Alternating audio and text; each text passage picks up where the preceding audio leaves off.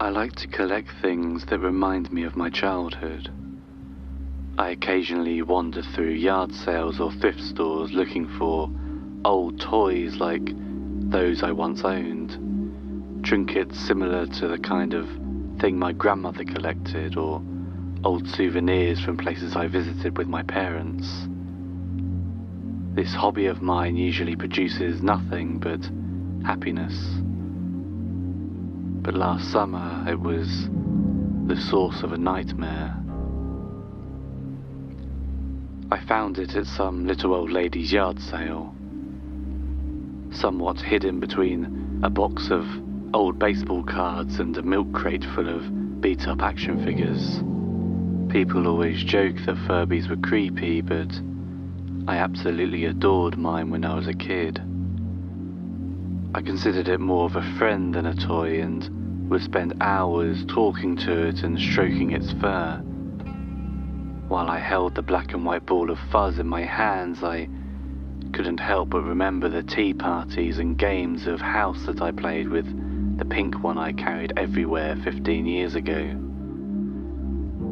The little old lady that I brought it from didn't seem to remember having it, but happily reasoned that my grandkids accumulated so many toys over the years I couldn't possibly keep track of everything. I politely listened as she told me about 2 grandsons and 3 granddaughters, how they used to visit every weekend until they grew up and moved on with lives and families of their own, before heading home with my newest treasure. I played with the Furby for a while, giggling at the childish gibber it spoke and running my fingers over its still soft fur. The white on its belly was kind of dirty, and the fluff on top of its head was missing more than a few strands, but it worked well and made me happy. I placed it on a shelf in my bedroom before eating dinner and going to sleep. I woke in the middle of the night to a kind of hissing sound coming from the doll. I removed the batteries and went back to bed. The next day I replaced the batteries and it seemed to be working fine again. I ran my fingers through the white fur on its head and vowed to be more careful with it when a clump of that fur came off in my hand. That night I woke yet again to the hissing sound, but this time it was louder. As I approached the Furby, I realized that it was whispering in its own little language. I figured that it wasn't a stretch for a toy so old and well used to malfunction, so I removed the batteries and decided to only have them in when I was actually playing with it. My little problem was solved for the time being. 3 days went by. I had been busy with work and such and hadn't paid much attention to any of the toys on the shelves. I had had a friend over for dinner and grabbed the Furby from my room to show it to her. We joked around and she messed with it for a few minutes while I cooked before she commented on the state of it. "I know you love this thing, but wouldn't you be happier with one that's not in such bad shape? There's a few patches of fur missing and it's dirty." I knew about the bit missing from the top, but I could have sworn that the 2 dime-sized bald spots that she pointed out on its backside hadn't been there before. Perplexed, I mumbled something about it being well loved before putting it back on the shelf and finishing dinner. After my friend left, I settled on the couch to watch some TV before bed. I heard a thump come from somewhere in the house and muted the show so that I could listen for the source.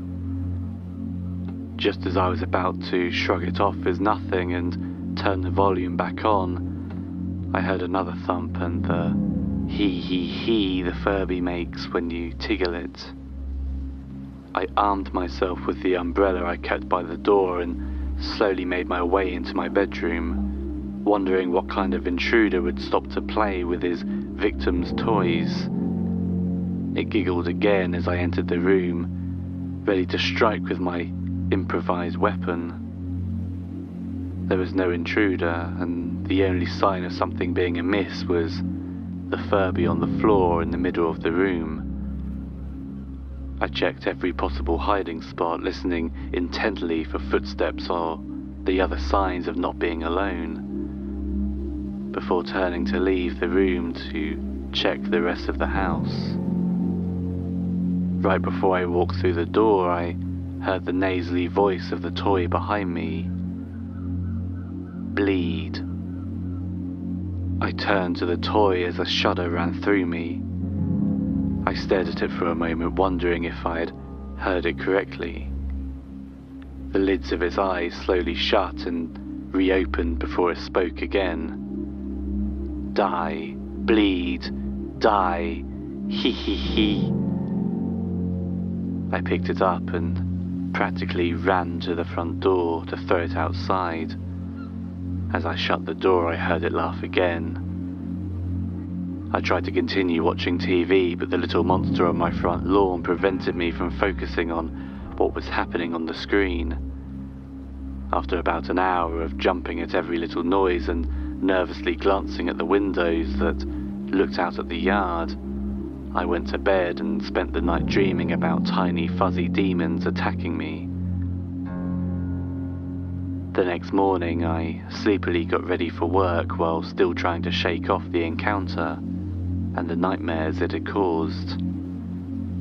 I opened the front door, intending to not even glance at the thing that sat somewhere in the grass, and froze in my tracks at the sight of it on my front porch. The Furby sat in the center of the front step, surrounded by blood and clumps of light brown fur. Its yellow plastic beak had a small piece of meat hanging from it, as if it had caught it mid-bite. It had lost a lot more fur, so much that I could see the plastic underneath, and what was left of it was matted and brown. Sitting inches away from the doll's tiny feet was a dead rabbit. Its body had been picked clean to the bones, and only the head remained intact.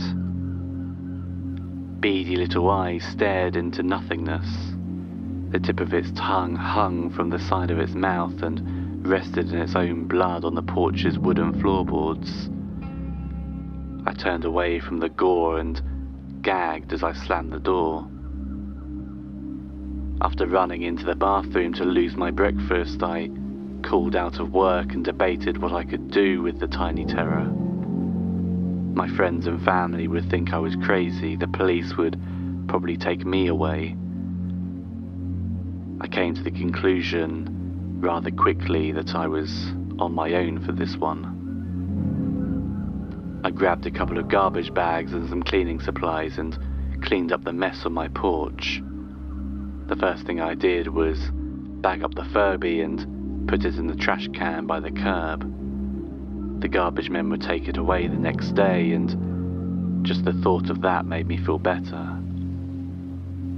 The rest of my day was quiet, and the horrors of the morning were a distant thought by the time I went to sleep.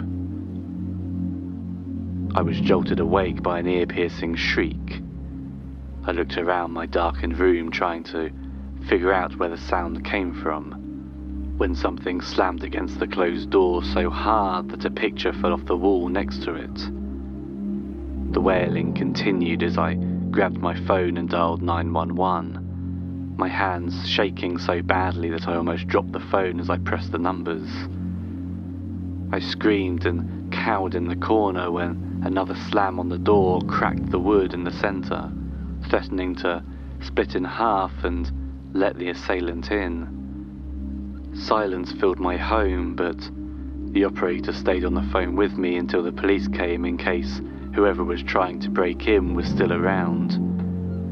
The cops found my doors and windows still closed and locked, and once they came in, their search of the house turned up nothing as well. After taking my statement and telling me to call if anything else happened, they left.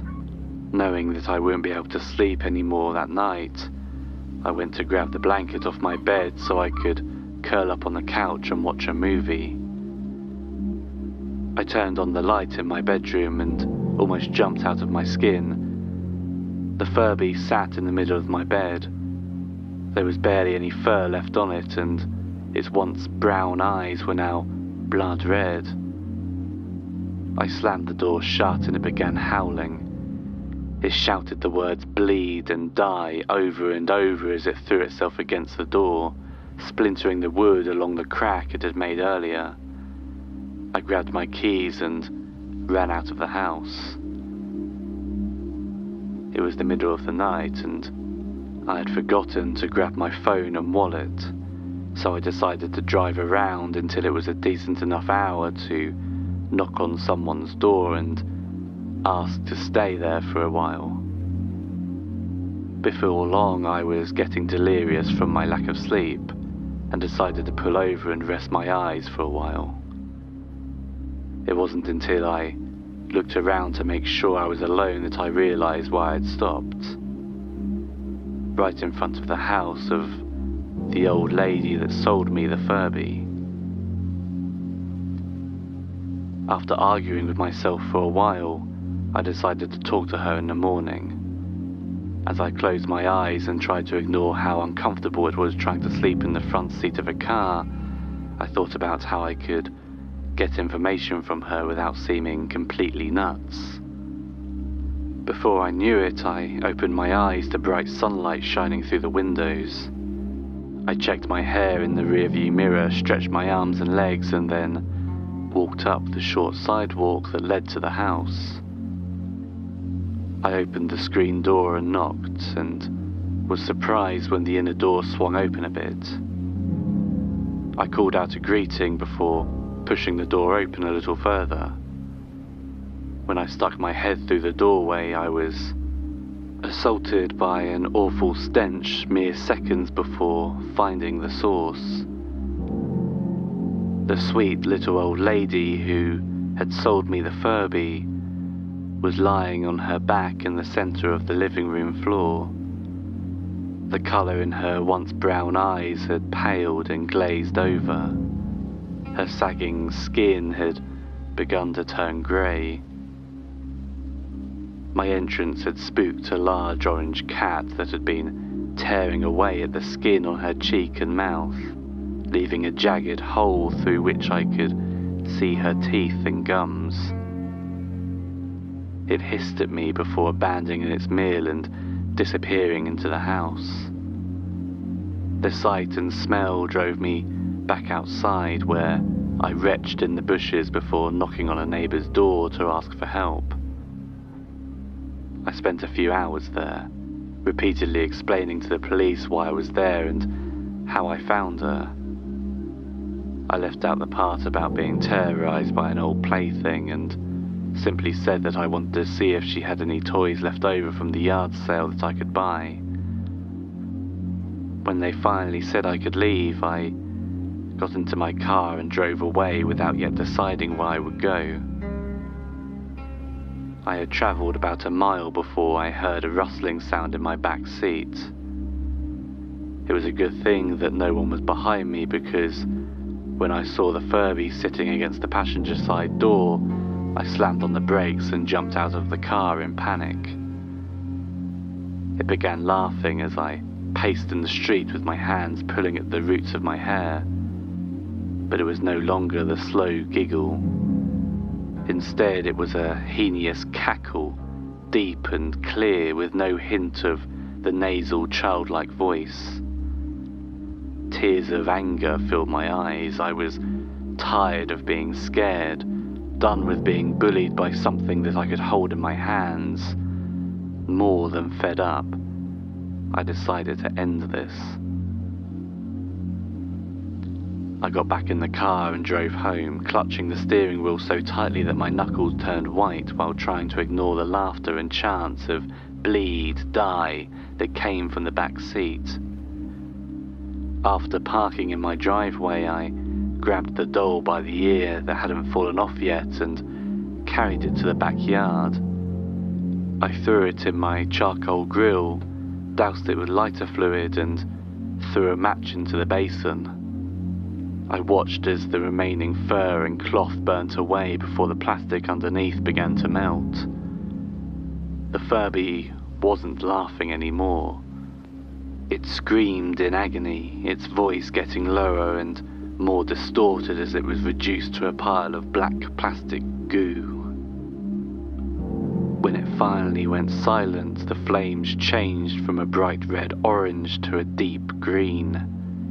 Thick black smoke poured off of the mess as the flames died down, and it all ended with a bang that sounded as if someone shot a gun right next to my ear.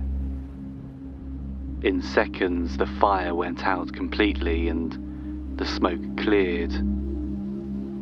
Relieved that the whole ordeal seemed to be finally over, I looked into the bottom of the grill to assess the damage, and it was empty.